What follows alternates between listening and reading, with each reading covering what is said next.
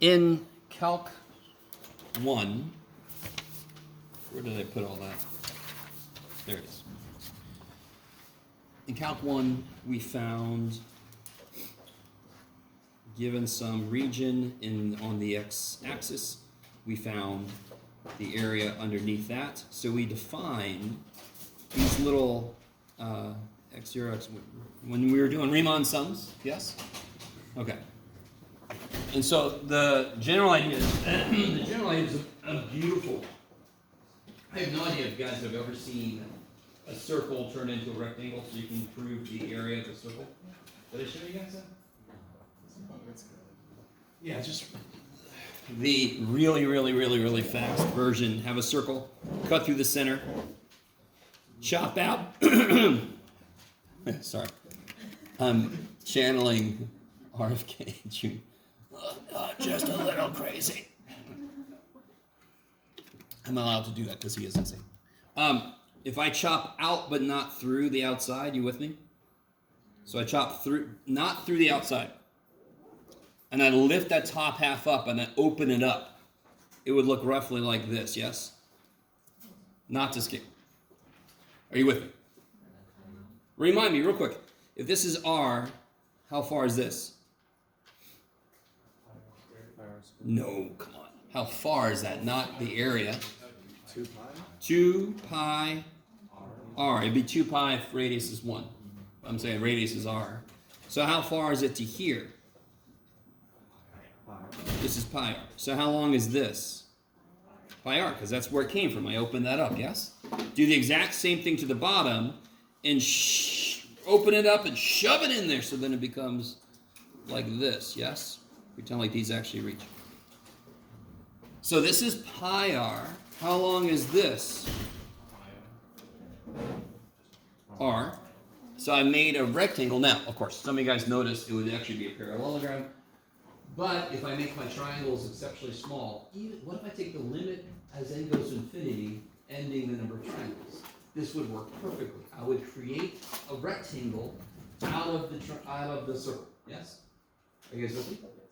Since I haven't gained or lost any of its ability to cover a surface, the area is the same, then the area of what I created is the same as the area of the original, and I get pi r squared when I multiply length times width, yes? All right, so now everybody's seen that. Very quick, but oh well, too bad. So you can do it yourself as construction paper if you want to, or just regular paper. All right, so that is one reason why area is pi r squared. Okay. Also notice, what's the derivative of the area with respect to radius? 2 pi r. Yes. Because how much will the area change if, for example, I put a thin layer of tape around the outside? The area would change roughly by the circumference.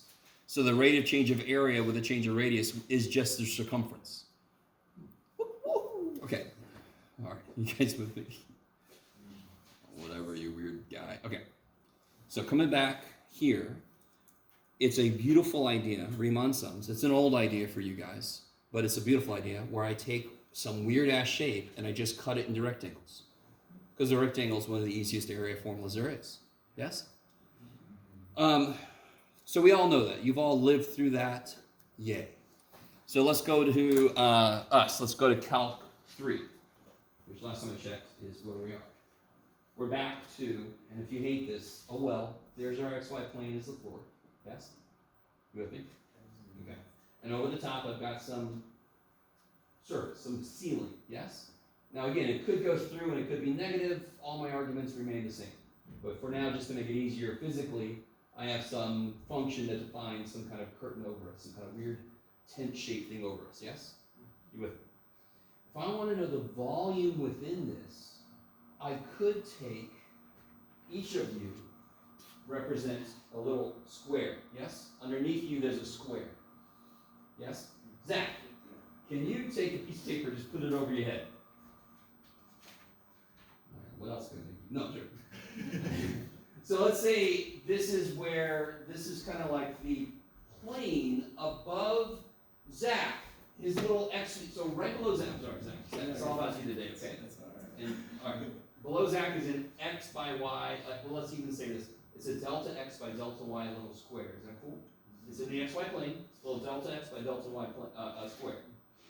So if I want to know the volume, I would take the area of the square times the height. All right, sorry. How are we doing so far? So you can imagine every one of you, and pretend like every chair is full of somebody. Yes? Every one of you defines a little square underneath you. Above you would be at the height. Now, what did we have to do considering the top is truly curved? What did we have to do when we had a finite number of rectangles? What would the height be? What's one way I identified the height in Calc 1? Is everybody with me that we can't do the area of this shape easily, can we? And you can see it, yes. Okay. You with me?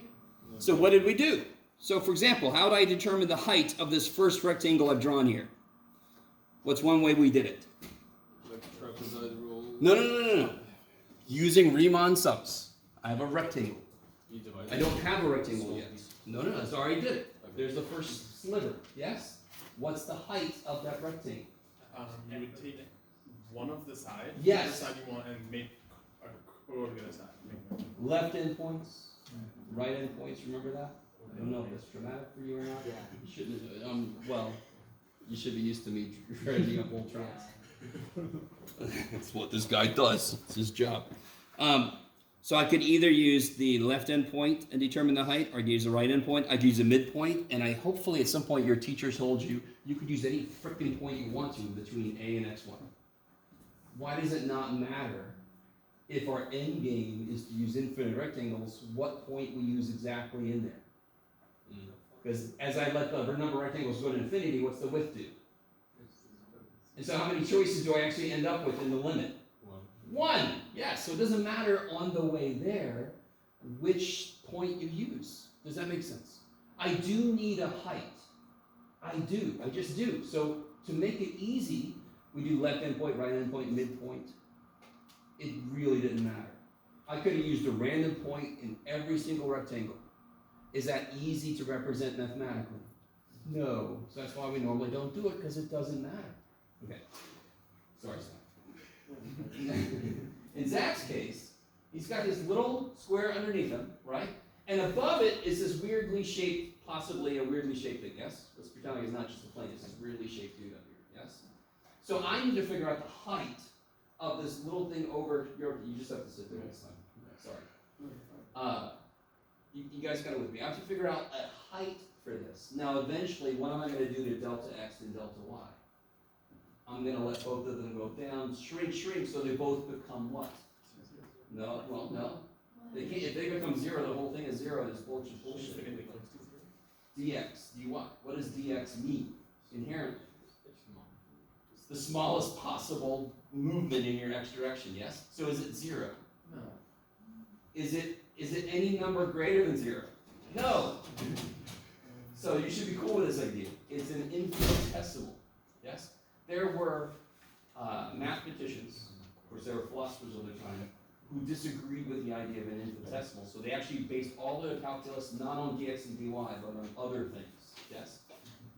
But that's what makes it easiest for us, and eventually we got over it, and we're just like, there you go. It's the smallest positive number above 0. It makes just as much sense as infinity does, and we use infinity all the time. Are you with me? What's infinity? If you try to define it as a number, you'd say it's the largest possible positive number, right? That's a really, really, really silly way to do it. But it is a quick, very layman-y way to explain it. Now, we know it's a process. So the smallest possible positive number is also a process. What's one process I could use to get there? Cut it in half, go from 0 to 1. Cut it in half, cut it in half, cut it, and continue. Just like infinity is, add 1, continue. That's really what infinity is. Okay, let me stop for a minute. I'm giving you a lot today. Okay, so, that's Zach. Poor Zach. I'm really sorry. So he's got his little input square in the xy plane, and above that is the function itself, yes? I could choose, for example, any corner of the square to be the height, just like left endpoint, right endpoint. I could use the middle of the square to represent the height. I could use any freaking point inside. We're not going to do Riemann sum type calculations with 3-dimensional functions. Don't freak out. Are you with me? But I want you to see how it's analogous. It's immediately the same idea. You stop for a minute. Of course, everything's just a little worse, right? So, here, let me show you a picture out of the book, because if I try to draw it, it's going to be, well, you've all been through it, so you know. Where are you? There you are. So here's basically what I'm talking about. So I have a surface, I have some kind of quadrant surface, or not quadrant, but some general surface. In this case, it is quadrant. I have little squares in my xy plane, and then in this case, they've chosen this corner to be what determines the height. So you could actually, in fact, you're going to have to, in a couple problems, estimate the volume using a certain number of these rectangular prisms. Yes? Let me stop for a minute. Actually, like a square prism on the side, but the rectangular solids. Okay. Yes? Do we need to integrate like dx and then dy? Yes. Well, here's what's neat. There's a lot of different ways to look at this. I like to look at it as scanning, which we already talked about. I wanted to lay that groundwork first before we actually came back and looked at the conceptual idea behind it. What we're really doing is we're adding up a bunch of volumes. So we're actually looking at, so let me see.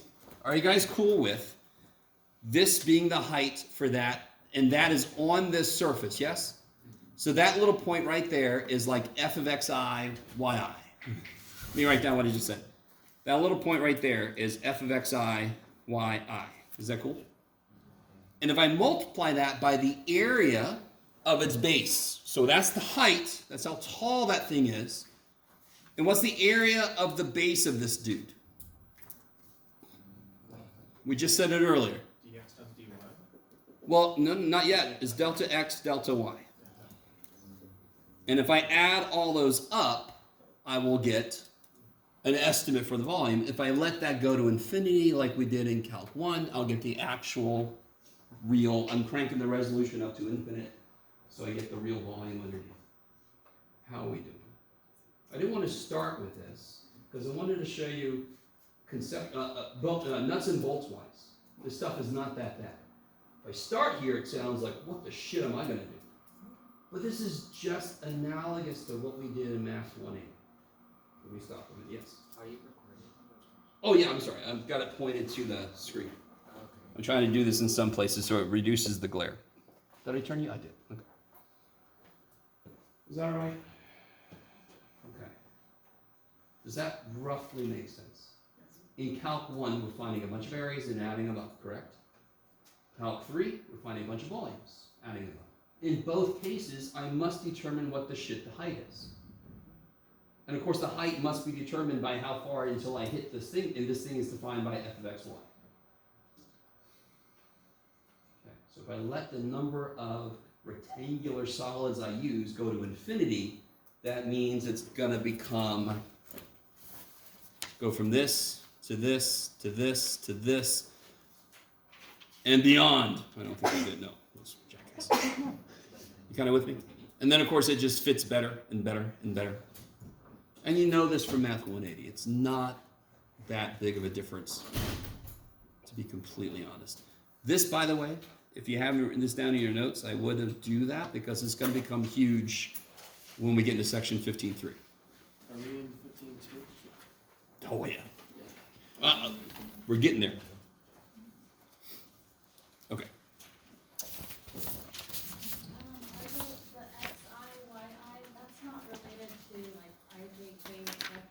No. Okay. It's just, I'm pretty sure it's the same notation that you guys used in Math 180. Yes? Delta x was, and xi was a plus delta x, all that kind of business. Does that sound familiar at all? No, Jeff? Okay.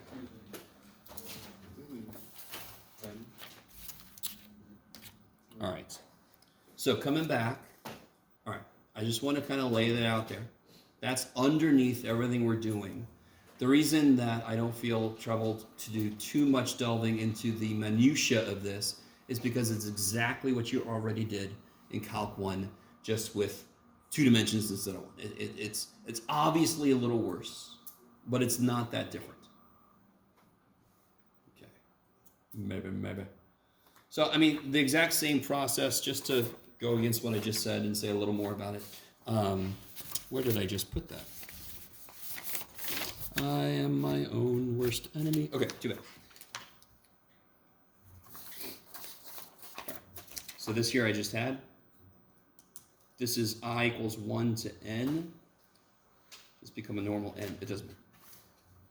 F of xi, yi, delta x, delta y.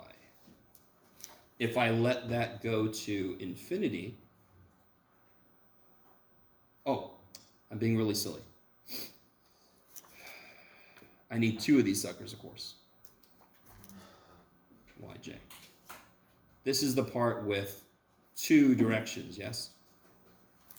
If I let that go to infinity, each of these becomes an elongated s for sum. A to b, c to d, whatever these are, f of xy. This becomes dx, this becomes dy. Okay.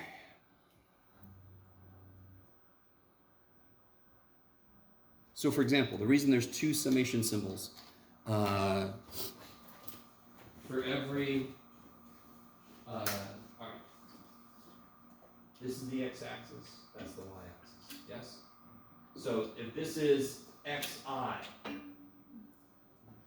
then that would be xi yj, xi yj plus 1, xi yj plus 2. Yes? All the y's change along this. Then I change the y. Oh shit! So for every change in x I make, there's this corresponding, they have to add up everything along that value of x, and then have to keep going. So there's a summation in the x direction, there's a summation in the y direction, as I move through my xy plane. It's like a matrix. Oh, it does have tie-ins, but we're not going to quite be able to do that. And my linear algebra people don't get excited because we won't do it there either. But yeah, okay. So let's go back to the sheet then. Let's get back to something more concrete. You guys said I kind of glossed over this. Is that what I did? Mm-hmm. Okay, perfect. Good job, Pastor Jeff.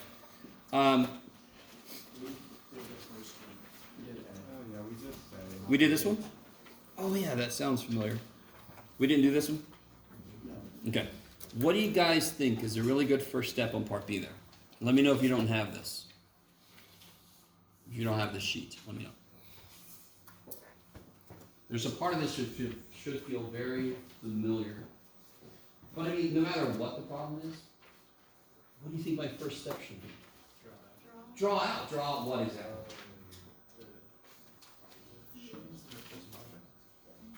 In the what? XY plane. Good.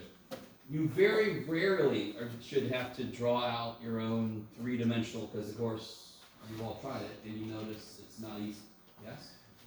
Like you can always use Desmos, 3D, you can use some stuff in there, that's perfectly fine. Damn straight, you better draw the actual region it's talking about, right? In order to draw that correctly, what do you need to figure out algebraically?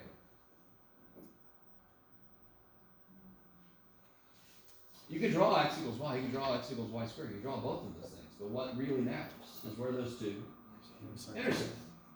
So you have, I would do the algebra first, and then do the graph, right?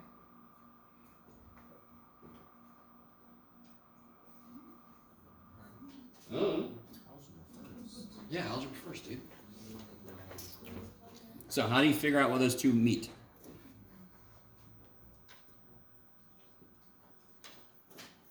When they meet, what's true about them? They're equal.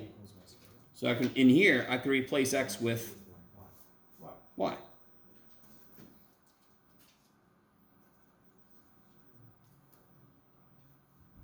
What do we do now? Can you divide by y? Never. Never, ever, ever. Unless you know what you're doing, never divide by something that could be 0. Could y be 0? shit? Yes. So don't divide by him then. He could be 0. Right? You make little black holes. It's horrible. People next to you are like, what's going on? Sorry. Ah! How do I solve this then? I can't divide by y because your weird ass math teacher said don't do it. Subtract y. I love it. And then you factor. And then you get y equals 1. Sure. Y equals 0. Thank you, glasses. So what are the points of intersection? 1 y equals 0 and 1 y equals 1. Great. What are the points of intersection? 0, 1, 1. Yeah, when y is 0, x is 0. And And when y is 1, then x is 1. x is 1. So now graphing this is easy as shit. 0, 0, 1, 1. And now I just have to connect those with the right shape, right? If I really want it, if the functions were really freaky, I could just pick a number between and plot for each one. So for y equals x, 1/2 goes to 1/2. So there's y equals x. For x equals y squared, my input is a y, yes? So when y is 1/2, what's x? 1/4. So there's, and of course, x equals y squared is a parabola that opens sideways, yes. So that makes sense. That's that part of it. So you have a little bow, yes? Waiting for an arrow. Favorite weapon in Adderfall. All right. So this is the region over which we have our tent top, whatever you want to think of it as. And what is that? What's above that region? 2xy. Good. So for example, how far above this region, how far above this point? It's 2. 0. What point is this? 1. 1, 1. So x is 1, y is 1. How far up is the actual surface that we're integrating below? 2. 2. 2 times 1 times 1, yes?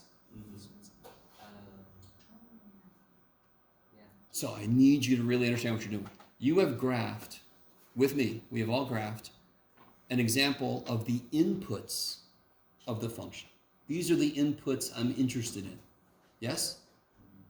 Sort of like when you integrate, can somebody please tell me, theoretically, how far does the x-axis go? How far does the x-axis go?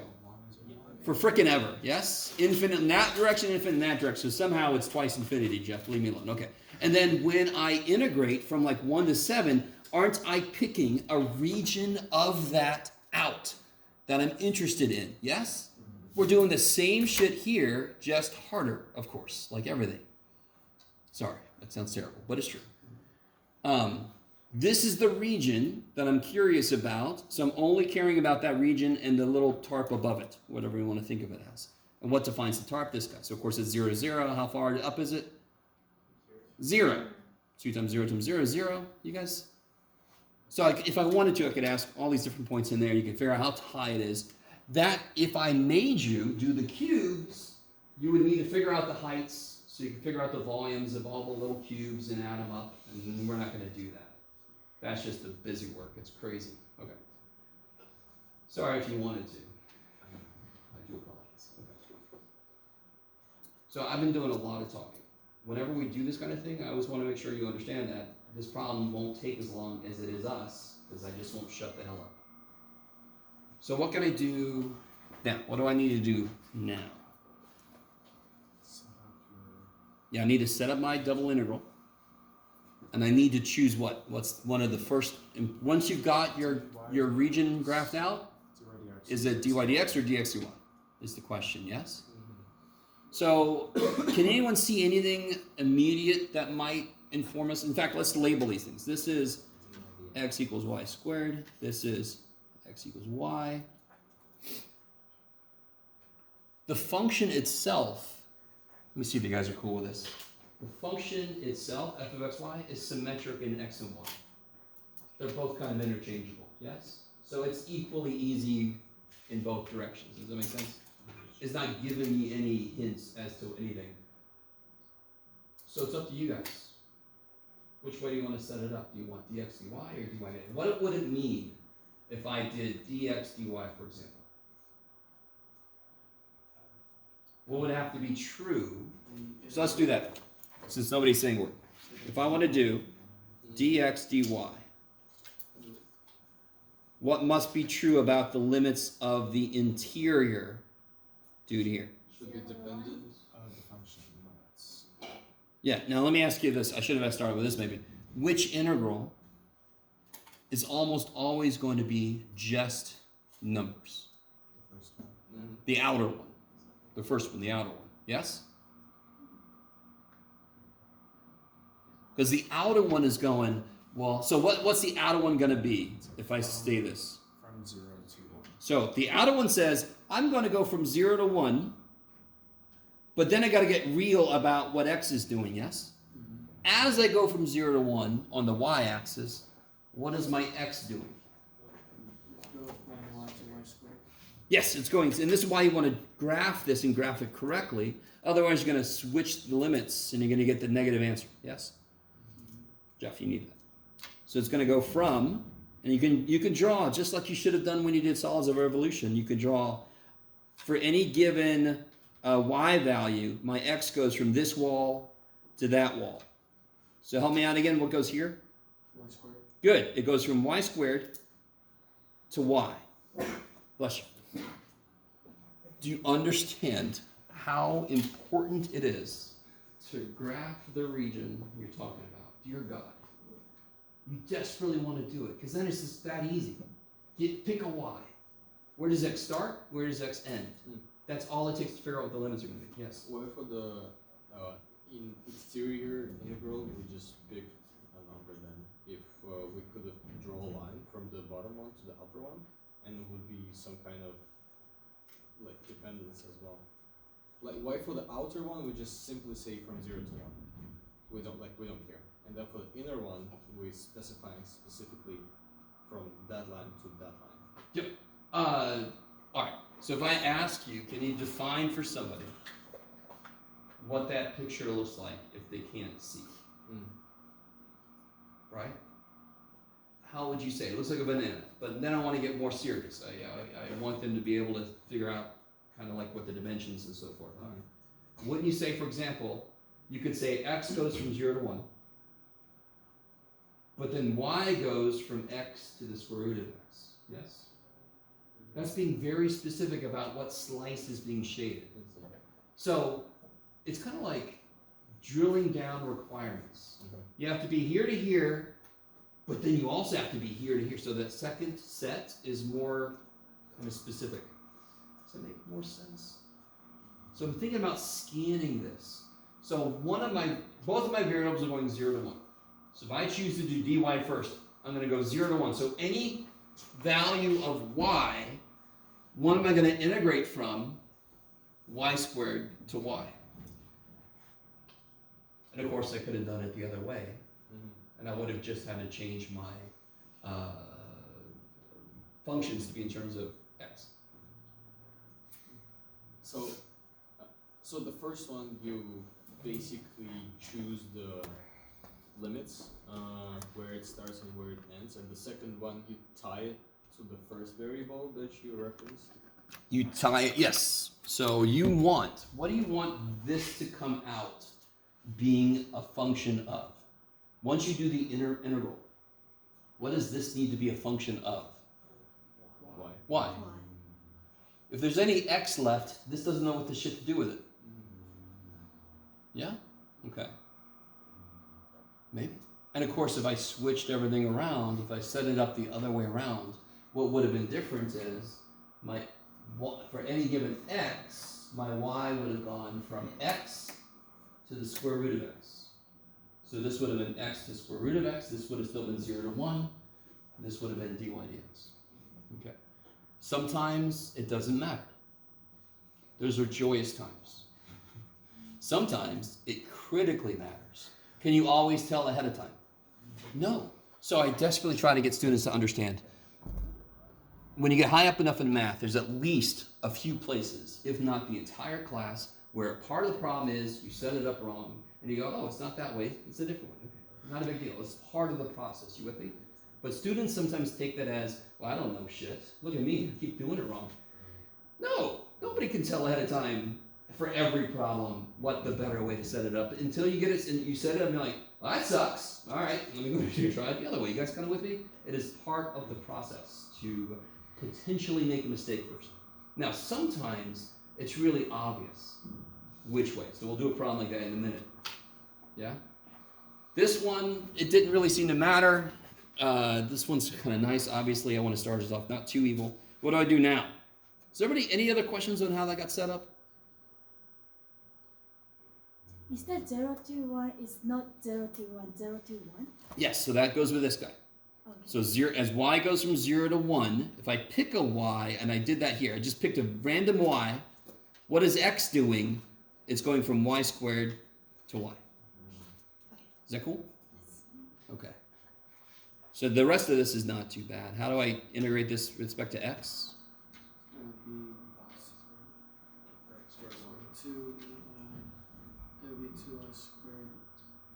Respect to x, yes? Yeah, 2y. So my variable is x. Not differentiating, Oh. integrating. So pretend like that's not there. X squared.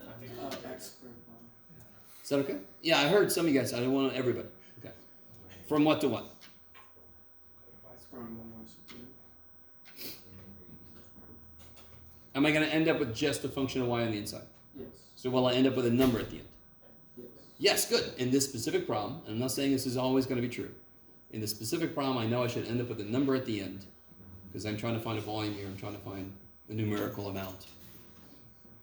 Okay. So this becomes... Can you guys take a second and figure out what this is? Yeah, you plug in y, and what do you get?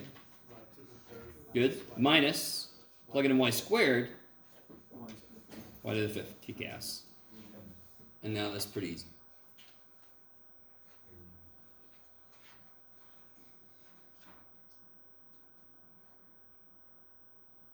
Okay. So now, I just do it. Is everybody with that? Do you all see that? That is math 180 twice. Yeah. So in a sense, any double integral is math 180 twice. Now, why is it not really that? Because the limits in changing them get trippy. And then when we get to triple integrals, it's going to be a lot of fun. Okay. So this is not too bad, yes? I don't care about this, I don't care about this, I don't care about this. You just plug shit in, who cares? And you get 1/6. 1/4 minus 1/6. Yes. Which is not 1/6, Jeff. What is it? 6 minus 4 is 2 over 24 is 1/12. Yay!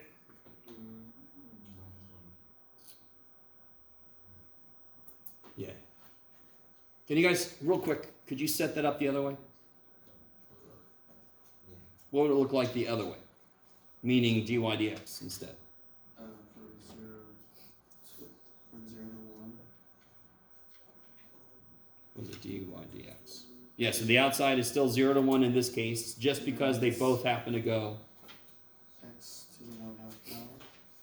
Yeah, so for any given x, if I just pick a random x here, my y goes from this wall to that wall. So my y goes from x, To x to the 1/2. yeah, square root of x, or x to the 1/2. Zach knows me, he says, Jeff, you hate that symbol. I know.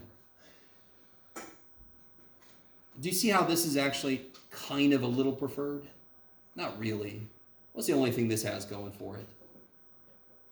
Can you guys see? Here, what am I going to get here now? I'm not going to get what I got before, am I? Because what's the variable now? Who's the captain? No. What's the variable now? Y is the variable. Right. I'm with you. That's why I said yeah. So xy squared now, yes? From x to square root of x. Yeah. And that's why there's like slightly nicer, because when I plug a square root of x in, I'm not going to get as big powers, but who cares, yes? Who cares how big the power is? If you kept going, you're going to get 1/12. Okay. Is everybody with me? Roughly? No? Yeah. Okay, I need you to really tell me, how do you feel about that level of work? What did we do? I was given a region. I don't care about this at all yet. That does not come into play at first. Who cares about him? I want to figure out my area first. Right? My dx dy, what's it going to be? And then I have to define it. So I have to figure out, do I want dx dy or do I want dy dx? Sometimes you can't tell until you try to set it up. Okay. This specific problem didn't really matter. And then really quickly, what do you guys think about this guy? It's already set up for you. So on that level, you feel like kick ass. On another level, does that look like you're going to have a lot of fun integrating it? I don't know about you guys' definition of fun. So what's the very first integral? Why is it not difficult at all? In fact, you never have to do this. But let me show you what you could do. What in here is a constant? Everything except the y, yes? So all of this shit here, all of it, is a number that can come out of the integral. Because what can you do with a constant inside of an integral? You can take it out, yes? So if you wanted to, you could do that. And then you can kind of make sure, number one, if you multiply that by that, you get back to here, yes? Some of you guys do some trippy shit. Number two, you didn't take anything related to y out because that's not legal. You can only take a constant out, and according to this integral, that's a constant, yes? So now what's the integral of y? If I was really smart, I would have left the 2 in there. See? Woo, look at me. 3 over 1 plus 48z plus minus z cubed. And then this would be, y squared from z to 4.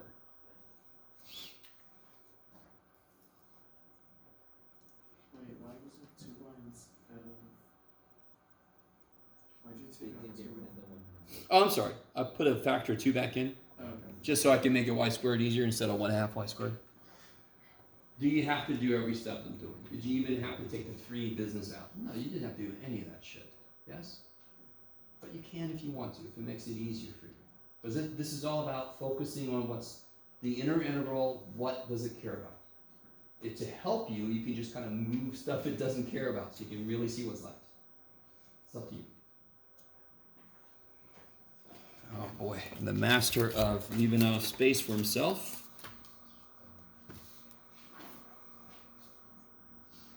What do you get here? Z minus 4 squared. What do you get? 4 squared, 16, minus Z squared. z squared. Yeah. So you get 48 minus 3z squared over 1 plus 48z minus z cubed. So what does it look like? The weird ass dude that made this problem. What do you think his point was here? Cancel out the... What? Or, no. What works here? You said... U sub works here. Whenever you have an integral, a nice math 180 level integral, maybe 280, what method do you always check first? U sub, because it's the relatively easiest. What might you need to use? Anything. Sorry, I get so excited. By parts, trig sub, trig integrals, what am I leaving out? I feel like I'm leaving something out. Whatever else I'm leaving out. It's by parts, I said. First, partial fractions. Ooh, yeah. Thanks for reminding me. I'll make sure that's on there. Is everybody with me? You guys see how U sub works? What would you let U equal? 48 minus... Who? 1 plus 48z. Because that's the part, 98% of the time, when you're doing U sub, you look for a part that's stuck somewhere. That's stuck on the bottom. 100% of the time, you are looking for a piece whose derivative is in there also. just happens that most of the time that becomes let u be the part that's stuck. Not all the time. And what's du?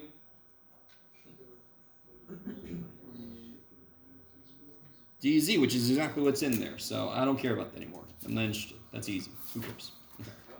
If you're curious about that, ask me later. Okay.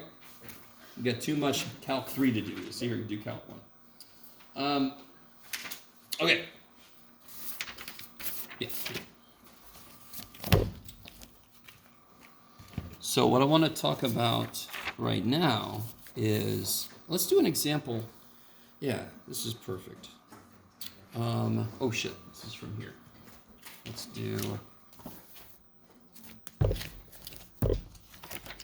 I love that I'm going to look at page 1041 right now. Okay. You gotta love that shit. Let's see. Yeah, okay. So if R is, just to show you how they're going to show this to you in the book.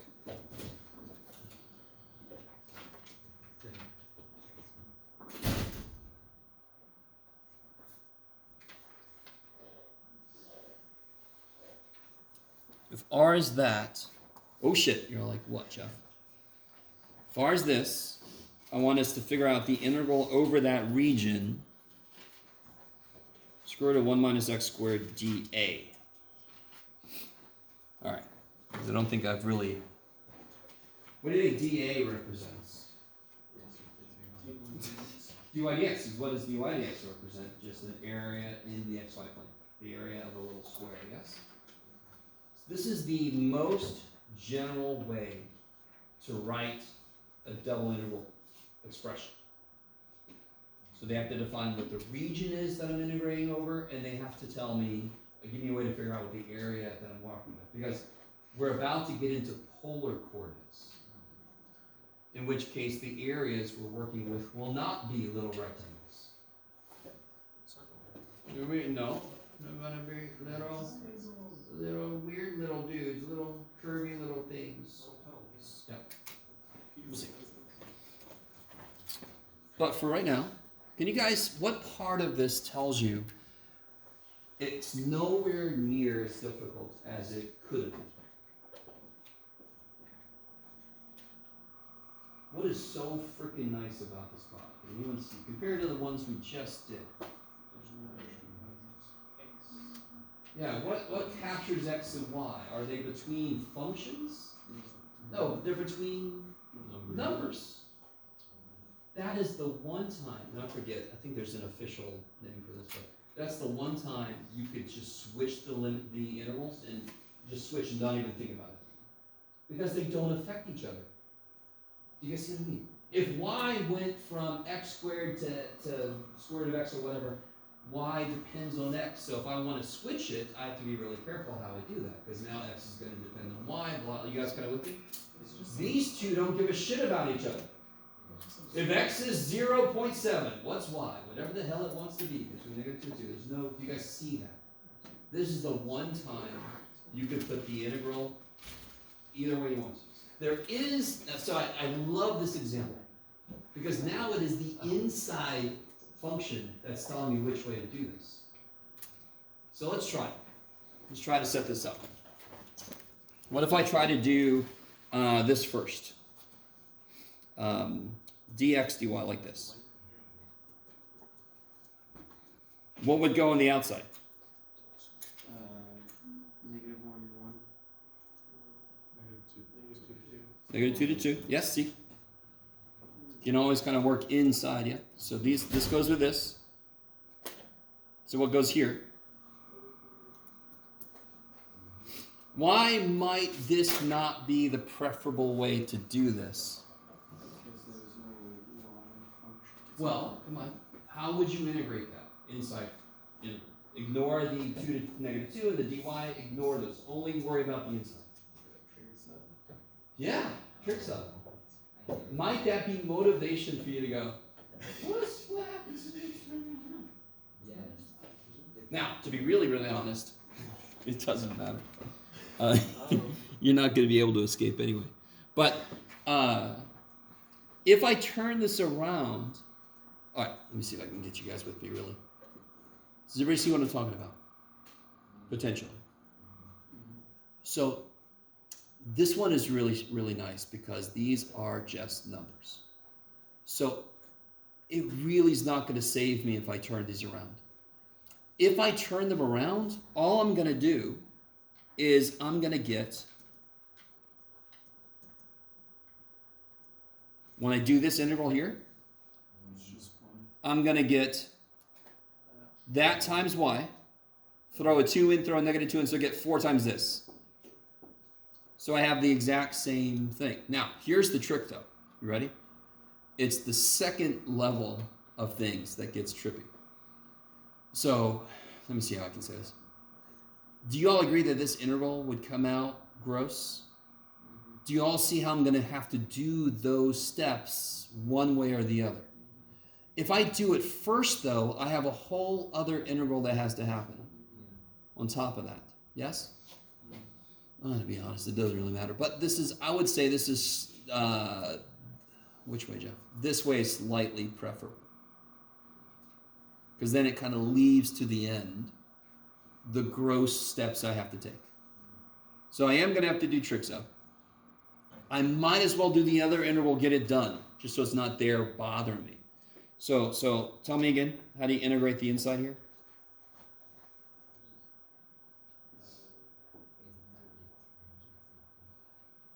How do you integrate this? Times y. Yeah, just multiply by y. From negative 2 to 2. 2 of these minus negative 2 of these is 4 of those. Is that cool? I don't like that answer. 2 of these, right? You plug it in. Then you subtract, plug a negative 2 in. So it's 2 of these minus negative 2 of these, which gives you 4 of those. Yes. Okay, thank you for that. Roy's like, I understand it just as much, but I'm going to make it a little more emphatic when I say yes. Okay. So he'll move on. Damn it. All right, sorry. And now you do Trixo. Who remembers Trixo? I'm gonna be real. I'm not So, real quick. What's the most basic Pythagorean identity? What's the most basic trig identity? Sine squared? Cosine squared equals 1, yes? So, for example, what does that mean cosine squared equals? 1 minus sine squared, yes? Then, now, my colleagues teach this in various ways. And I remember Calc 2, my Calc 2 teacher, I have no idea, I didn't understand what the hell was going on. If he would have just said, do you see the inside? See what we have inside? Don't we have a constant minus a function squared? 1 minus sine squared is the identity, yes? What is it, how about for, so that's going to be a sine. What if it was 1 plus x squared? Well, which trig identity Oh, that's is 1 plus a trig function squared? 1 plus tangent squared. So if I saw 1 plus x squared, I'm going to let x be tangent. Maybe with a number out front in case it's not a 1, but it's like 4 or something. I'm going to make it 2 tangent. You guys with me? But the first level is which trig function is it? And unfortunately, I think the way some of you guys, I don't know, some of you guys see it or are taught or whatever, you're like, oh, it's just a total like throw something at it and see if it works. Just let's try some, let's try 2. But it's completely based on the form of the thing that you're trying to work with. In this case, it's 1 minus function squared, 1 minus sine squared. What if I had x squared minus 1? Well, remind me, what's 1 plus tangent squared? Secant squared. So what's tangent squared? Secant squared minus 1. Function squared minus 1. So if I saw x squared minus 1, secant. Are you guys? Some of you guys took me for Calc 2. Maybe not. Did I have any of you guys for Calc 2? I know, some of you for Calc 1. I wish I had you for Calc 2. Okay. Thank you, Jim. Somebody else out there is saying, shit, no, this is bad enough. It always averages out, the reviews. So what am I going to, from everything I just said, what am I going to let x equal? Sine theta. So what's dx? Cosine theta. D theta, thank you. So then I get integral negative 1 to 1. I'm going to take the 4 out just because. Oh, I got to change these. If, I don't have to, but I'm going to. If x is negative 1, what's theta? Sine of what is negative 1? Negative pi. Let's say negative pi over 2. Yeah. If x is 1, what's theta? Pi over 2. And this will be the square root of 1 minus sine squared, yes? And the mistake people make is they put d theta, but of course, what's dx? It's all this shit. So you get 4 integral negative pi over 2 to pi over 2. 1 minus sine squared is cosine squared, square root is cosine times cosine is cosine squared. Blah. Do you guys remember how to integrate cosine squared? Isn't it the half thing? Yes, cool. Oh, I'm the king of this freaking paper space. Isn't it like 1/2? It's like 1/2 something. Yes. Anybody really remember what it is? Yes. Yes. Oh no, is that something you have to know? Yes. Shit, yeah. No, screw that shit. What if it was sine squared? Yeah, cosine's an asshole. He says, I'm going to take the plus and you get the minus sign. So, I don't know if you guys heard cosine's an asshole. What's the root of sine? Cosine. What's the root of cosine? Asshole. What's cosine? Sine of 2 theta I'm sorry. Sine of a plus b is sine a, cosine b. They take turns, plus sine b, cosine a, right? They take turns. All sines that. Cosine a plus b is cosine a, cosine b, me first. Minus, you got a plus, screw you, minus. Then you can go sine a, sine b. I don't know.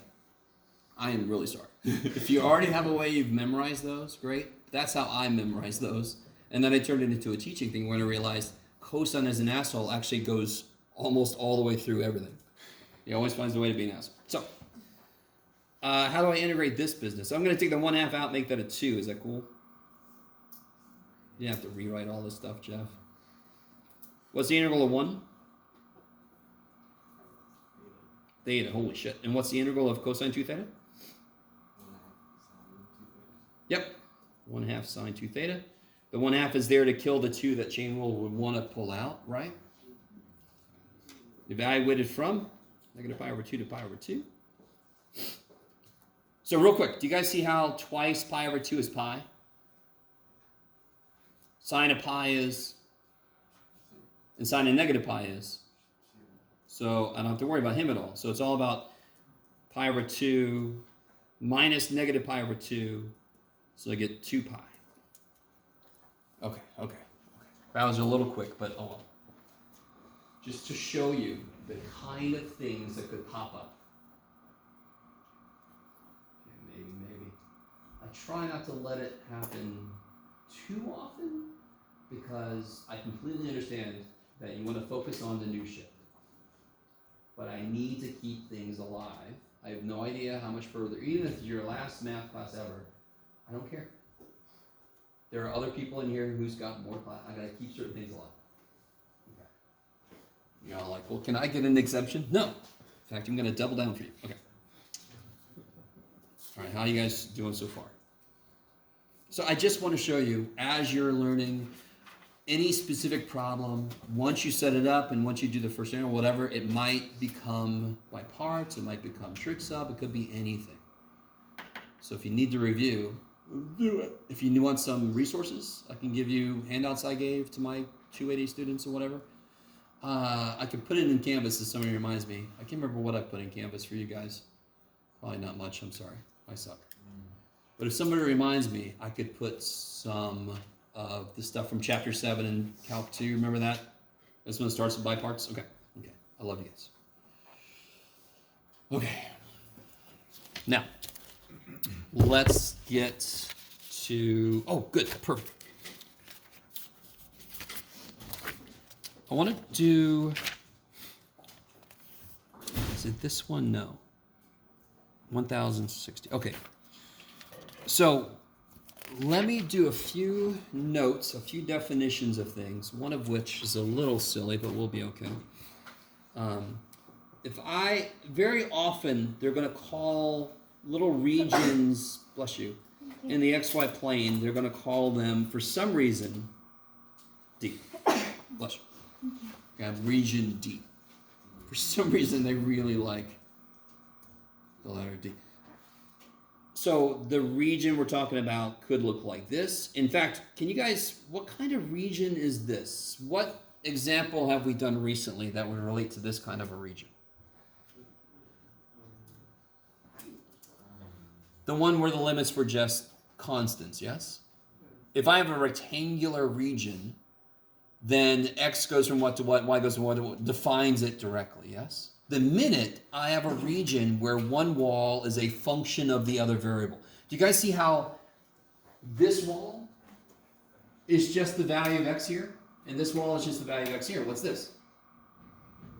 The value of y there. What's this? The value of y there. If it's slanted, all of a sudden now that is a function of the other variable. It's not a constant side.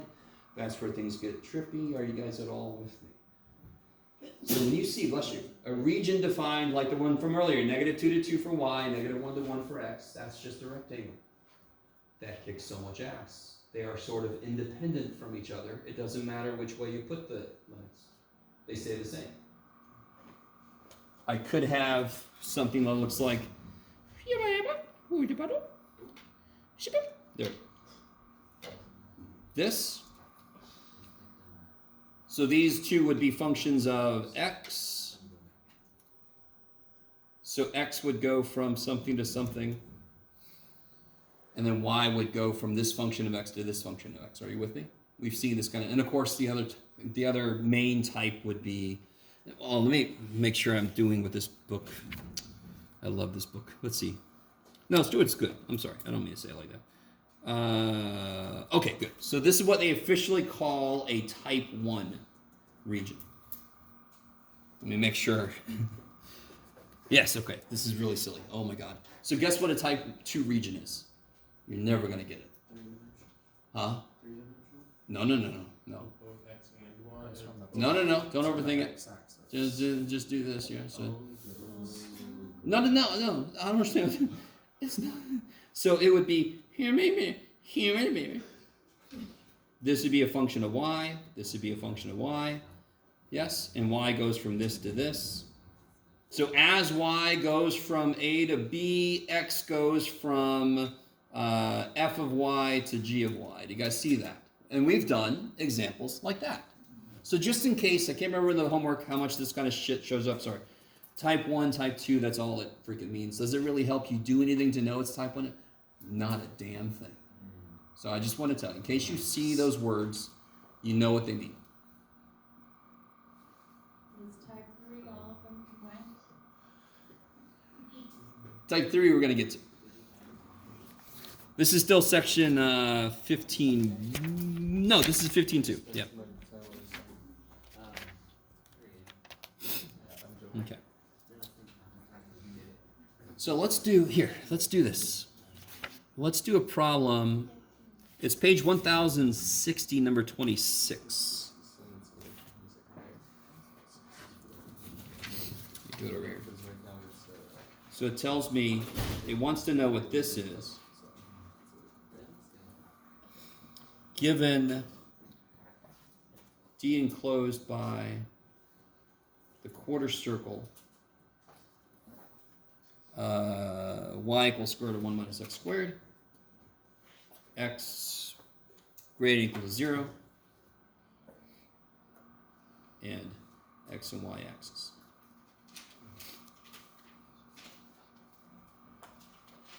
So the quarter circle is just what that's going to end up looking like. Are you with me? Are you all to the point where you know that y equals square root of 1 minus x squared is a part of a circle? What's the equation of a circle centered at the origin? What's the equation of the unit circle? It's basically the Pythagorean identity. X squared plus y squared equals 1. With me? What happens if you solve for y? Plus or minus, exactly. So what is that specifically? Y equals square root of 1 minus x squared just by itself would be the upper half of a unit circle. You with me? Yeah. So if you saw y equals square root of 9 minus x squared, it's the upper half of a circle of radius 3. Now, once I throw that in, I've cut that half in half, so I end up with a freaking quarter of a circle. So that's why they started with saying the quarter circle. You guys with me? So it's just the part of this that lies in the first quadrant. Kick ass. So drawing this, stupid easy. Yes? Especially if my artistic ability is kind of like a guidepost. There we go. Next slide. I'm going to see in a minute where it's very similar to the mistakes you might have made with volumes of revolution. I keep bringing this up, and I don't mean to bring this up to if you had a hard time with this, I understand. But a lot of what we do here feels very similar. Because especially when I taught my students, I said you never have to draw anything 3D. You just have to draw the thing you're rotating. Because you can get all the inner and outer radius and all the height and all that kind of bullshit just from the two-dimensional picture. You never had to actually try to draw it rotated. This kind of similar because am I actually integrating this region? Is that the whole point of this? No. I'm integrating between this floor and whatever the ceiling is. So that's up here, yes? You guys with me? Okay. So I'm not getting this area, I'm getting the volume under this, over this. Between this and this. Okay. Keep going, Joe. I'm sorry. So, does anyone have a preference which way to go with this? And what do I mean by that? Does anyone understand what my question is? What's the next thing I need to figure out? I got my region drawn. I need to figure out. How to draw up the integrals? Yes, in order to do that, the very first thing I have to figure out is should it be dx dy or dy dx? Is there anything in this that will tell me one way or the other? Not necessarily, not yet. This is already a function of x, correct? It's easier than that, Jane. You with me? So this wall is this. So let's try to draw it maintaining that. And if it doesn't work, we'll have to try to put it in terms of y. So what does that mean I want this to be? dy dx? Yeah, because the inner one's got to be what y is going between. Dy dx. Because what is y? All right, what is x doing? What is x doing? It's the outside. He can do whatever they want to say. What's he doing? 0 to 1. As x goes from 0 to 1, pick an x. I'm going to pick that one. Doesn't really matter, but don't pick this one because you're like, it goes from here to here. No, pick a random x in the middle. What does y do? It goes from 0. What is this? Square root of 1 minus. Square root of 1 minus x squared. Okay. I like it. Good. Oh, wait. Do that.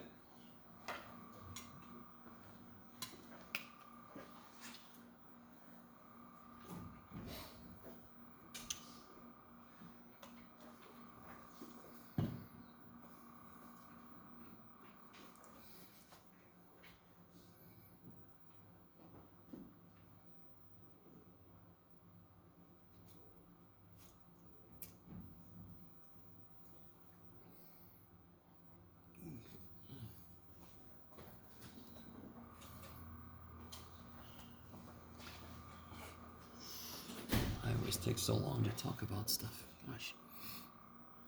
Yeah, okay.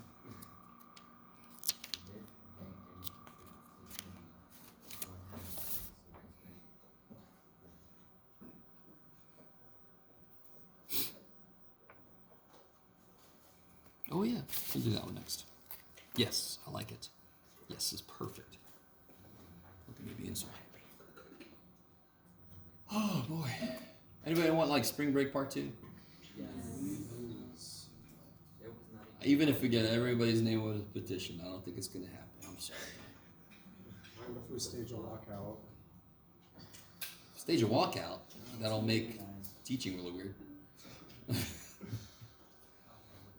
There, real quick. I was in a class where there was just 3 of us in it. It was a very high level math class in a very small college. So there's just 3 of us.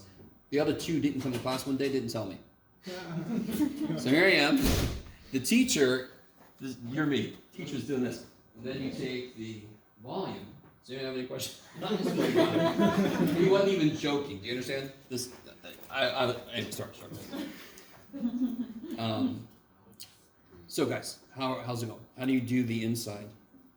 It would be x times y squared. Yes, 1/2 xy squared. Yeah, squared. So just do this for yourself, right? And remind yourself, trust me, as you're getting used to this, you're still relatively new even with partial derivatives, which is all about one of the variables at a time is a constant. This is the same idea as partial derivatives, except it's the reverse, obviously. But still, x is a constant. It's just going to come for the ride then, right? Then you do that bit, and what does that become? X minus equals to 3. Yeah, it'll be x, and then when you plug this in, you just get 1 minus x squared. And of course, when you plug a 0 in, you get 0. I just pulled a 1/2 out just because. Is that cool?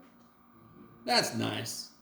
That's nice to see. You don't like to see radicals too often in the middle of this big integral problem because radicals could lead to trig sub that could just be gross in general. Yes? So it's kind of nice it decided to, die. Sorry, that's horrible. Sort of. All right, and now I don't care.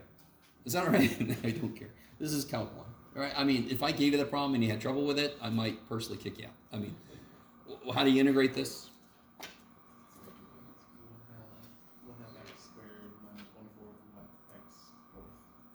And you plug 1 in because 0 makes it 0. Yes? So you'll get, what do you got? 1/8, I think? 1 says 3/8. 1/2 minus 1/4 is 1/4 times 1/2. 1/8. Oh, Yeah. was minus 52. Okay. Is that all right? Maybe? No? Screw you, Jeff. All right. So here, what I want you guys to do, and I'm gonna shut up. I'm not gonna tell you any stupid stories or whatever. I'm sorry. I want you to try to. I'm gonna give you an integral. I want somebody to tell me whatever. What do you think about this integral? I'm gonna be extra careful. Okay.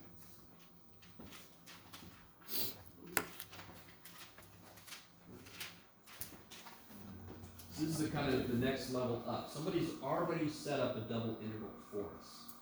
So we start to say thank you, but then what do you notice? I don't want to integrate this. Huh? I don't want to integrate what's there. You kind of have Well, not just that you don't want to. You could really, really want to. Can you? We have no way to integrate that. I could try Taylor series, but then it would just give me approximations. And that's another traumatic point for people. All right. So, can you draw the region that they are integrating over in an attempt to switch the limits? Because it might save me if I'm able to integrate with respect to x first. Trying to do this is not just not the way I want to be. It's impossible. Therefore, I desperately have to switch the limits. So this is one of the suckiest problems, is if somebody already set up a double integral and they set it up wrong. You're like, oh, shit. Because we don't know what the region was. We have to recreate it from what they're showing me. So do that. Try to recreate the region that they were working with to get the limits they did. Do that first, and then I'll catch up. You can do it. Just to help you out a little bit. What is x going from to? What is x going from? 0 to 1. So whatever this is going to be, it has to live within 0 to 1, yes? And then what's y going from to? No? X to 1. Yeah, okay, go for it.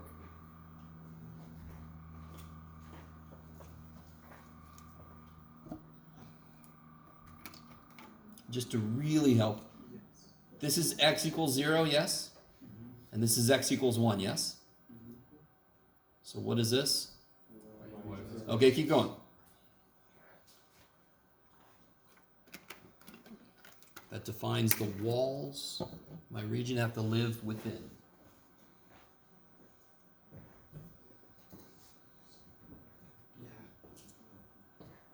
Yeah, dude. So the mistake people make is they do this. But this is specific from this one to this one. Tears. Now try to get ahead of us a little bit. Try to rewrite the integral, flip it. Yeah.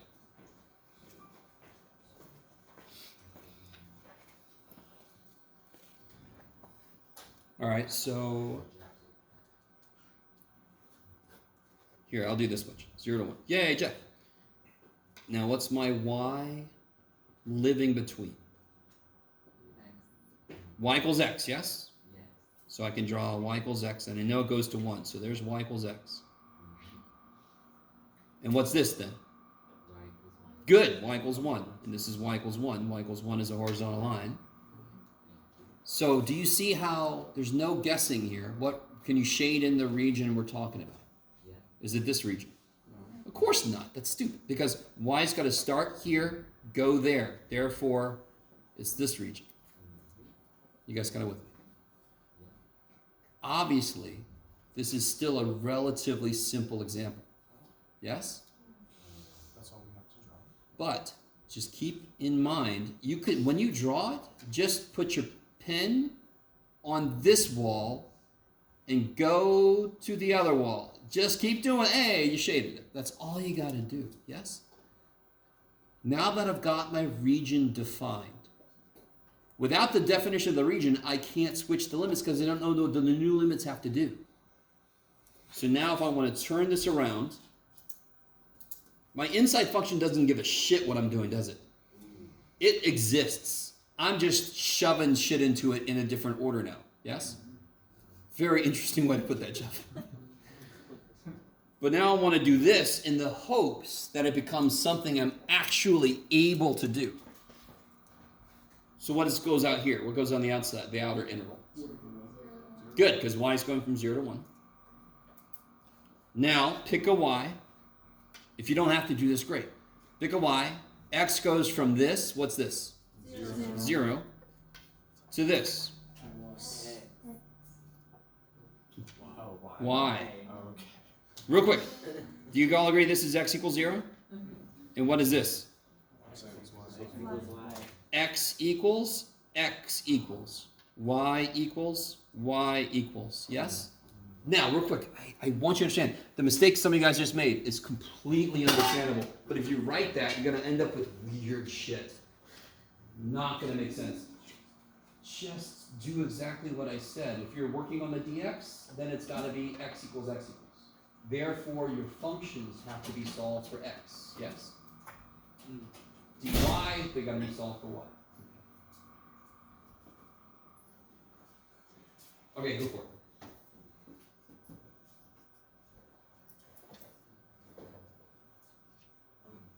What do we not like about the original setup? Oh, tell me how to do it. How to integrate sine of y squared. Now do you understand what we don't like about it? This is not asking, is this one asking me to integrate sine of y squared? Oh, I see. Not really, because what's sine of y squared according to that integral? What is sine of y squared? No. It's a constant. Yes, squared. I can take it out if I want to. So what am I really integrating? 1, Oh, yeah. right? If I took sine y squared out, what's left? A 1. So what's the integral of any constant? Dx? What's the integral of any constant dx? That constant times x, right? Why is that? Because if it's constant, it can come out. What's left is 1. The integral of 1 is x. The integral of dx is x. So I get x sine of y squared from 0 to y. And of course, that becomes, Why sine was. because when I plug a 0 in, it's 0, so it doesn't even show up. And now, why did that save my ass? He's not even Oh. doing use of. I use- Now USUB works. So originally, I couldn't use USUB because the part that would come from the USUB wasn't there. The derivative wouldn't be there. So how often does this happen in real life? More often than you think. This kind of thing happens in real life more often than you think. So and then when you have triple intervals, that's going to be, because then we're going X is doing stuff, Y is doing stuff, and so is Z. And you might have to switch, make the last one go in the middle. Maybe the first one goes on the end. And yeah. Sorry. That's we're not there yet. Just worry about this. Do everybody agree this is easy now? Maybe? No? I'm sorry. Well, you're going to let U equal. Because that's the part that's stuck. What's du? 2y. I'm missing a 2, so I just put a 2 and I put a 1/2. So this would become du, and this would be sine u. When y is 0, u is 0, 0. when I say 0, and when y is 1, u is 1. holy shit, nice. Integral sign is good. So I get negative 1/2 cosine 1 minus negative 1/2 cosine of 0, but cosine of 0 is 1. Good. So I get 1/2 minus 1/2 cosine 1. Careful. Cosine 1, I have no idea. Cosine of 1 radian. It could be theoretically in degrees. We're not specifying. Oh, no. How do I know for damn? Why did Jeff just stand and go, no, like he really knew his math boy? What does y represent? Because it's inside the sign? It's got to represent an angle, yes? Isn't it also outside? What's the only angle measure that is truly a physical measurement and therefore can live outside of a trig function? Radians. Real quick. Can somebody tell me the cosine of a right angle? Do you understand what I mean by this? All right, so what's the cosine of a right angle? Cosine likes x. 90 degrees is all y. So what is the cosine? 0. Okay, you guys with me? What is the cosine of a right angle? 0. Does it matter what's inside here? What's the cosine of 90 degrees? Same question, yes? What's the cosine of pi over 2? They're all the same. Okay. So I can take the cosine of any freaking way you want to tell me how big the angle is. Yes? If I said Fred is a 30-degree angle, I'm like, what's cosine of Fred? All right. I can do that shit, yes? The only unit of measurement we use for angles that is actually a physical measurement is radians. Does anyone know what a radian is based on? The size of the radius. If I take the radius, take it out of the circle, bend it, put it back on the circle, this length has gone through 1 radian. And then if I make the circle bigger, the radius gets bigger, I still go through the exact same angle. So that makes sense to use a natural, physical length piece of the circle to define angles within it. Why is there 360 degrees in a circle? Because we liked the number 360. I can divide it by a lot of things. We stole it from the Babylonians. We stole our unit of measurement of time from the Babylonians. They used base 60 number system like our base 10. Are you guys all with me? I need you to understand. Degrees are bullshit. We use radians because they are actually physically existent. We could have made a circle have 1 degree in it. 1 degree, right? And then this would have been half a degree. And then this would have been a quarter of a degree. Do you see how that kind of makes sense even? Because then it's just talking about how much of the circle. Maybe something if I did that. Are you guys all with me? I'm really sorry. But that is my quick little lecture about why radians is preferred. They can live outside of a trig function. If I put this symbol next to +7, does that make sense? What is a right angle +7? No. What is this symbol +7? What is this word plus 7? No. But if I have radians, they're measurement. I can add 7 to that shit. Pi over 2 plus 7. So it's so fun that I've known about radians for about 4 years of my life. This is the first time I've ever had this explained. Aw, that sucks. So again, there's really good, he's non-obese. If I take the radius, pull it out here, curve it, put it back on here, the angle it goes through, we call it a radian. Yeah. So it literally is, if I walk as far as a radius around a circle, I have gone through that 1 radian. So it takes about 3.14 to go here, 6.28 to go there. Okay. Blah, blah, blah, blah, blah. Okay. So as long as you hear about it eventually. But it really would have helped probably in a few places. Okay.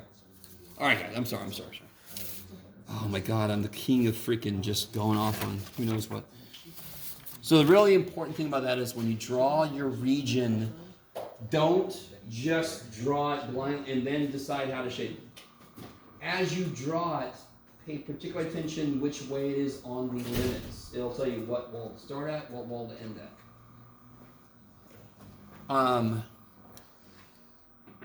Okay.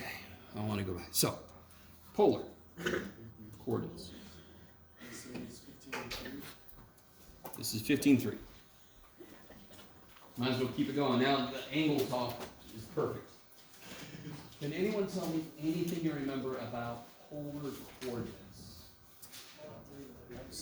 Aren't they big X? So rectangular coordinates or Cartesian coordinates named after Descartes is XY. That's Cartesian. And if I want to convert to polar, r theta, I wish this would have been theta r because normally our input is seen as the angle. R equals sine theta is a famous little polar equation. What's the input? Theta. R equals sine theta. You agree? Personally, I wish we would have made it theta comma r. Just would have made a lot more sense, but too bad for everybody. We didn't. So, do you guys remember how to plot these? Oh, yeah. Oh, before we get there, what is the connection between these two? So if I'm given a point, I could put it anywhere, but I'm going to put it there. True. That's a great answer. Yeah, so here's my angle. I naturally make a right triangle, which is beautiful. So this is X, this is Y. How long is this side, though, in terms of R and theta? What is X? Cosine theta. All right, so real quick, what is cosine theta? Let's start there. X over R. So X is R cosine theta. What I'm about to say is not true, but it's good enough in terms of like doing this kind of thing easier. I always looked at cosine theta as sort of a percentage of R that lies only in the X direction. So when I take R times cosine theta, I'm multiplying R by a percentage. Because what's cosine theta at most? 1. So when 100% of it is in the X direction, I get the full freaking radius, don't I? Once I start to pull up, now my X is getting shorter and shorter. It says smaller percentage. Why isn't it really percentage? Because it's not linear, but so what's the Y piece then? Easily enough, it's R times sine theta. The sine theta is the percentage, roughly, of the R that lies in the Y direction.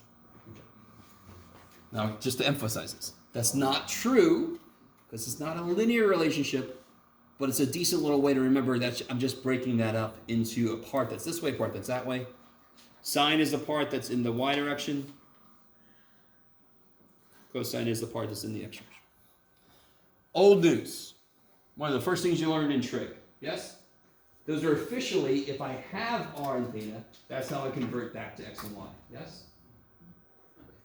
How about the other way around? What if I have X and Y and I got to figure out R and theta? Well, if I know X and Y,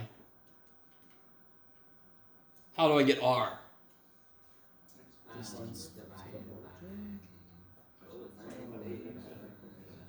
Old Greek dude, yes? Square plus y Actually, squared old equals- Greek cult leaders' followers, to be honest, but Following the X double squared and plus squared equals x squared plus y squared equals r squared. And how do I get theta? cosines. What's the only trig function I could use that would not involve the radius? Because I'm supposed to only know x and y. Tangent. So what's tangent theta? I hear a lot of SOHCAHTOA crap out there, but that's okay. You can know SOHCAHTOA. I'm not going to make you forget it, but I just wish you'd never been taught it. It's okay. So theta is like inverse tangent of y over x. Is that cool? So what are these? We officially have a separate coordinate system. It's like using feet and inches, like, you know, one country on the face of the earth does, versus meters and centimeters and so forth. Yes? We are special in so many ways. So I have to have a way to convert between the two. So these are conversion formulas. And normally we don't go to here, we kind of do these two, but this is really what you would have to do, yes? Okay. Let me give you this. There it is. Let's see the reactions I get.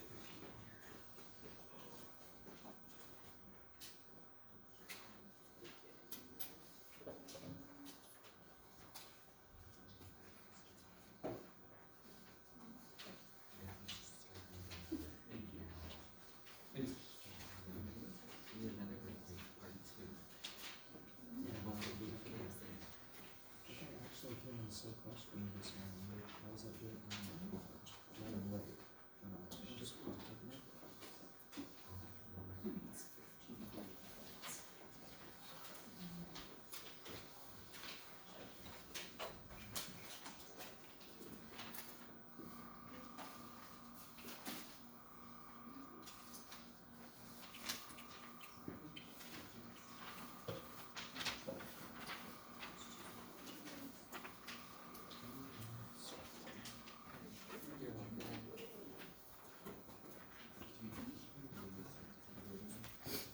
All right.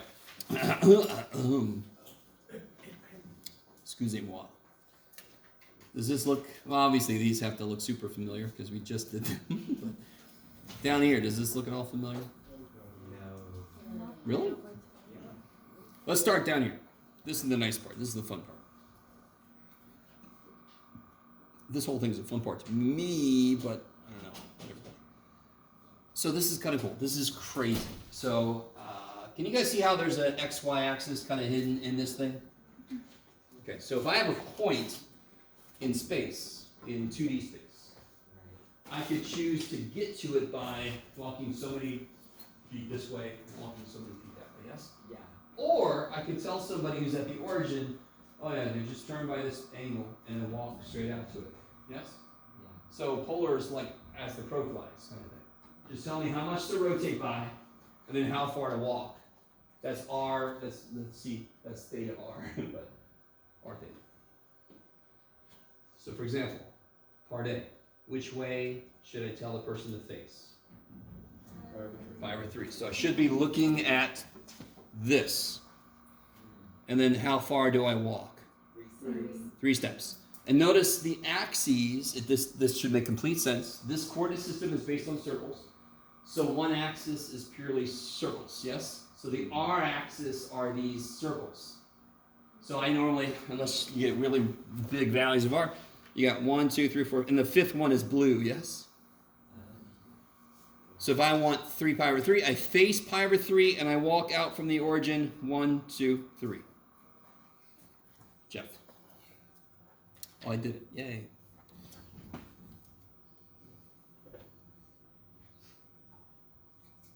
Okay.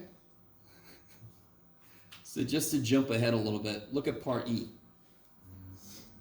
Which way I'm going to tell somebody to face. In fact, dear God, you're not going to have to do this problem, I don't think, but if I ever did, label the hell out of your points. Right? I just love when somebody gives me, there's the answers, Jeff. God help me.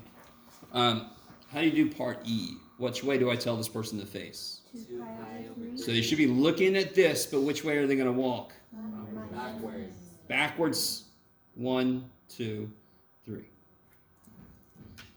E. So what's another name for the point -3, 2 pi over 3? What's a better way to tell somebody to get here? 5 pi over Common 3. Or 3. Well, you all agree with me. Do you see how it should be theta comma r, not r comma theta? It's all right. We'll be fine. You could say negative pi over 2. Is that okay? Yeah. I mean, you see how every one of them works that way? Not a big deal. Okay. Well, F part or even part D. Part D. I gotta face what?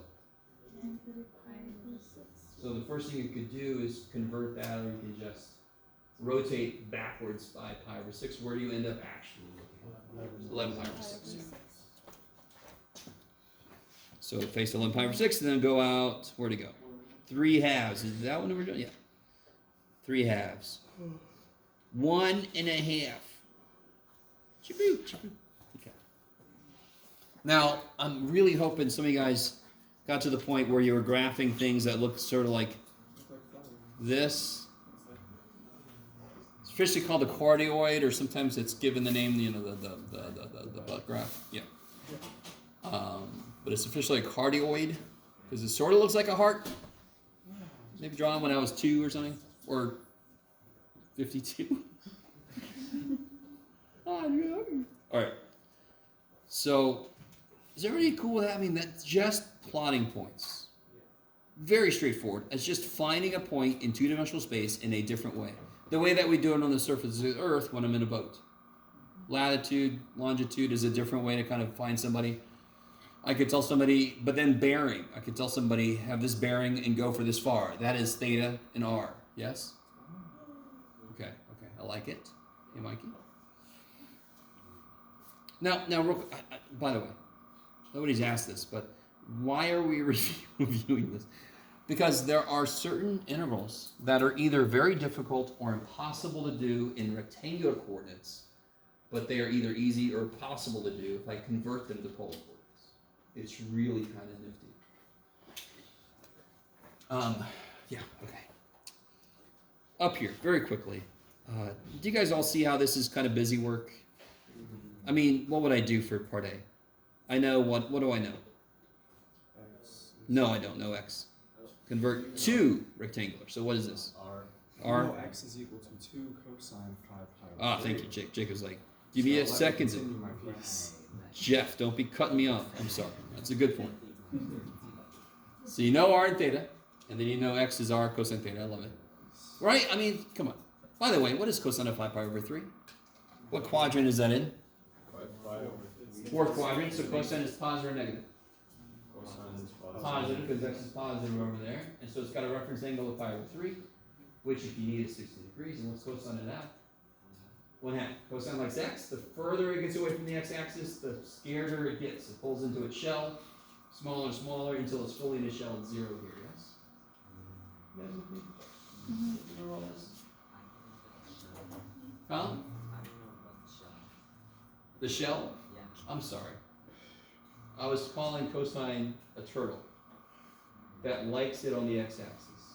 So on the x-axis, cosine is 0 is 1. And as you get further away from it, it pulls into its shell. So here it's square root of 3 over 2. Here it's square root of 2 over 2. Here it's square root of 1 over 2, which is 1/2.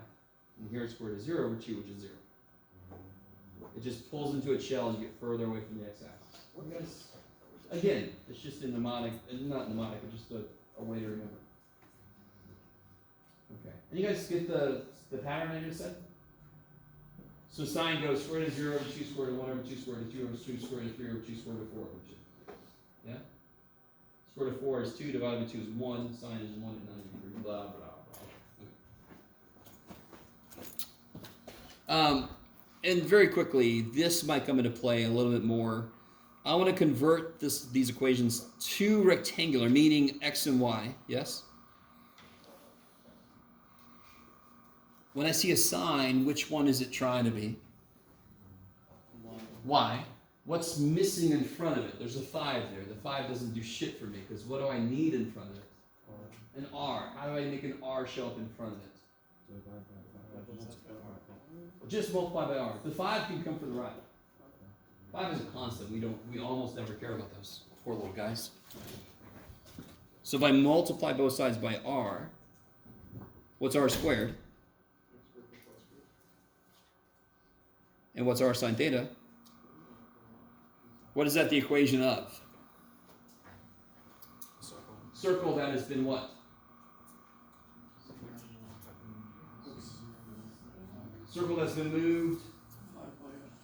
No, careful. No, you'd have to subtract 5y, complete the square. Yeah. But it's been moved at least in the y direction. Yes? Are you guys all with me? Circles. X squared plus y squared. Could be x minus x, y minus or y plus, whatever, if it's been shifted, yes? That's all I get. So that's x squared plus y squared. That's a circle. I know that it's been shifted because it's not equal to a number. And very quickly, just because you guys are looking at me like that. If I subtract 5y, how do I complete the square? Take this number and cut it in half, and then you square it. 25. So better do that to both sides. And then the middle step tells me how this stupid thing factors. The middle step was cut that in half, so I know it's y minus 5 halves. So this is a circle of radius 5 halves, because x squared plus y squared equals r squared. So r is the square root of 25 over 4, yes? And center at 0, 5 halves. So it's a circle that's been shifted up 5 halves. A radius 5 halves.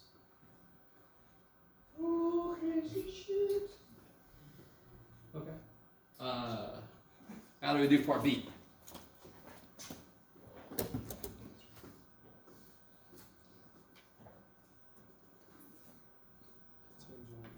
Yes! The most immediate thing that doesn't need anything except the trig function is tangent. If I use cosine or sine, I need r also, and I don't have any r's to play with, and I don't want to bring in r if I don't need to.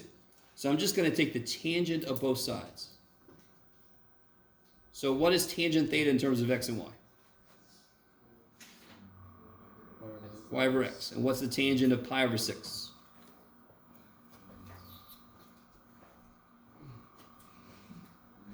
The tangent goes like sine because sine is on top of tangent. Yeah, sine over cosine? When sine is small, tangent is small. When sine is big, tangent is big. Root 3 over 3 because we're really far away from the y-axis, so sine don't like it there. So it's small because sine is small. Real quick, if I multiply by x, don't I get this? Ooh, what's the slope of that? That's a line, yeah? What's the slope? Rad 3 over 3, which was the tangent. Oh shit, tangent line, shit. Alright, sorry. You should have been shown that back in 180, but why do we call them tangent lines? Because tangent is y over x and slopes are delta y over delta x, blah, blah, blah. Okay. How's your teacher teach? He just says blah, blah, blah. Okay. Are you guys okay with the fact, how would you do this? What is it that I know now? What is rad 3? That is x. 2. Hold on. So this is x, this is y. So I need to figure out r and theta, and that's easy, yes? Yes, yes, maybe? No? No? Screw you, Jeff. Please let that be easy, guys, yes? I know x and y, just gotta plug that shit in. Yep. And then this is just doing what we just did, the reverse of it, though. What do you guys think about this problem here? I want to convert that to polar. So I want an equation that only has r and theta, no x, no y. What's the immediate thing I could do? Yeah, what's y?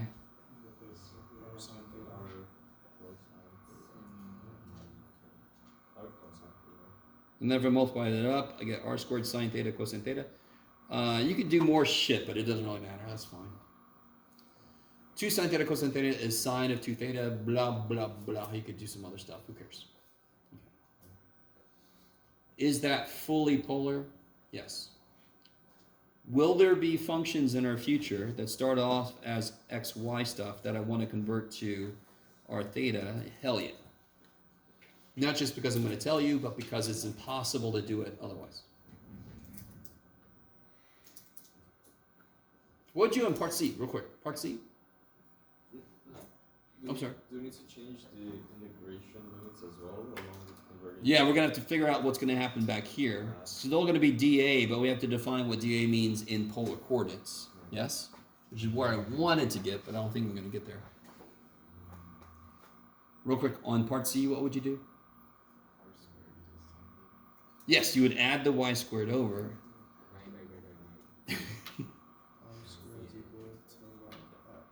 Yeah, r squared equals 2, what's y over x? Tangent.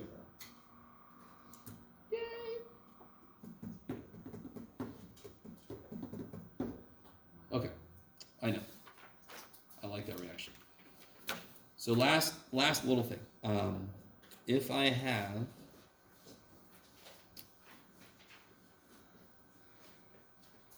let's say I have a little slice of some polar function, and I want to figure out. So this is my d. This is my. I got to figure out what the area of a little piece of this is going to be, right? I'm probably not going to finish this today, but I want you guys to remind me. If I have a sector of a circle, and another radius, and I know the angle, does anyone remember what the arc length of that sector is?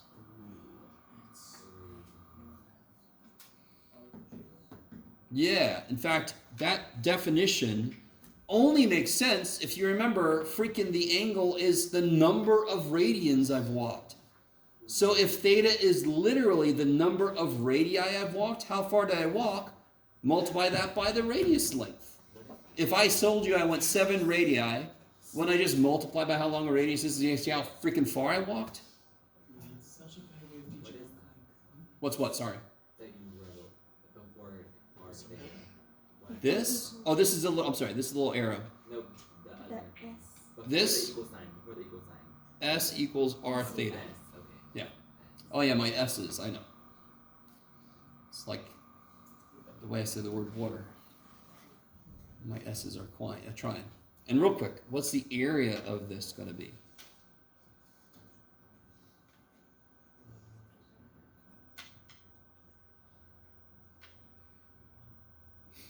Well, remind me, what's this? How far is this?